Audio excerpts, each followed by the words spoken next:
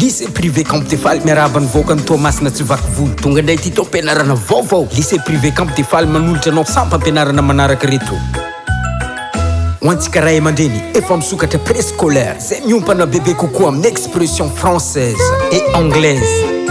fianarana ankapobena enseignement général manomboka amin'ny préscolaire primaire collège lycée mbola ato amin'ny lycée privé campiane fianarana technique collège technique zay azona mari-pahaizana CAP certificat d'aptitude professionnelle izay atana sampy ampianarana manaraka reto commis de chantier amin'ny BTP employé des bureaux lycée technique formation professionnelle initiale diarena vita classe T9 na 3e zay azona mari-pahaizana brevet d'études professionnelles sy ny bac professionnel ianarana amin'izany mécanique automobile chef d'équipe de chantier amin'ny BTP gestion comptable fiofanana araka samy vantana na formation professionnelle qualifiante zay azona certificat afana mamorona asa avy hatrany ho an'ny tenany mécanicien réparateur automobile maintenance en mécanique automobile électronique électricité en bâtiment menuiserie charpentier cuisine haïtanao fandrahoana européenne chinoise malagasy pâtisserie femme de chambre informatique bureautique diagnostic en mécanique froid plomberie graisseur en navire langue vivante française anglaise chinois mandarin italienne misy koa ouvrage métallique soudure de base durée 6 mois soudeur international professionnel qualifié durée 5 mois ireto aby zavatra atao mandritra an'izany arc TIG plus pénétration EMIG mbola ato amin'ny lycée privé campiane ahitanao auto école zay azahoana permis toute catégorie et formation en conduite dans un lourd